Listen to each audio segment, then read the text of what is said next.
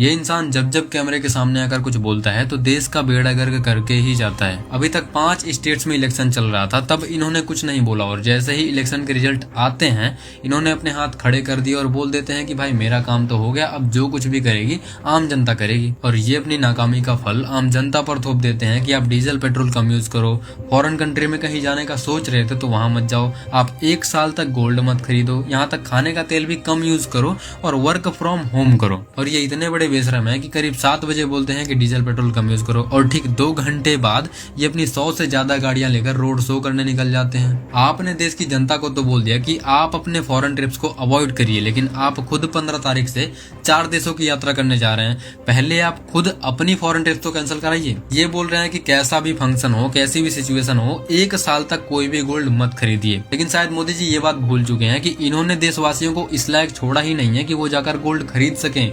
देश की 80 करोड़ जनता इनके ही दिए गए 5 किलो राशन पर अपना जीवन व्यतीत कर रही है। और मान लो जो बच्चे कुछ लोग गोल्ड खरीदते थे वो 1 साल तक बिल्कुल भी गोल्ड नहीं खरीदते हैं, तो जो ज्वेलरी सेक्टर में 45 से 80 लाख लोग काम करते थे उनका 1 साल तक क्या होगा? वो तो बेरोजगार बैठ जाएंगे। उनके परिवार को कौन देखेगा? क्या उनका परिवार भूखा मर जाए? आप बोल रहे हैं कि खाने का तेल भी अगर आप कम यूज करते हैं तो वो भी एक तरह का देशभक्ति है। वहीं दूसरी तरफ आपने ही बोला था कि पकौड़ा तलकर भी अगर कोई व्यक्ति बेच रहा है तो वो भी एक तरह का रोजगार है। जो व्यक्ति आपकी बात मानकर पकौड़ा तल रहा था, या तो वो पकौड़ा तलता रहे और देशद्रोही बन जाए, या तो वो पकौड़ा तलना बंद कर दे और भूखा मर जाए। आप देश की भोली भाली जनता को ज्ञान दे रहे हैं कि स्वदेशी अपनाइए, लेकिन आपके जूते से लेकर चश्मे तक, यहाँ तक आप जिस गाड़ी में घूमते हैं अपना काफिला लेकर, वो भी फॉरेन कंट्री से मंगाई जाती है। जब आप देश के पीएम हैं और खुद स्वदेशी नहीं अपना पा रहे हैं तो देश की जनता कैसे अपनाएगी? अगर डीजल पेट्रोल बचाना ही देशभक्ति है तो सबसे बड़े देशद्रोही आप हैं जो 50-60 गाड़ियों का काफिला लेकर फालतू में चलते रहते हैं। इनको तो ये बोलना चाहिए था कि आप देश की मीडिया को देखना बंद कर दें।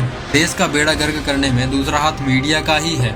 जो काम मीडिया को करना चाहिए वो हम जैसे क्रिएटर्स कर रहे हैं। तो आप सपोर्ट दिखाने के लिए फॉलो कर सकते हैं। बाकी जय हिंद जय भारत दोस्तों।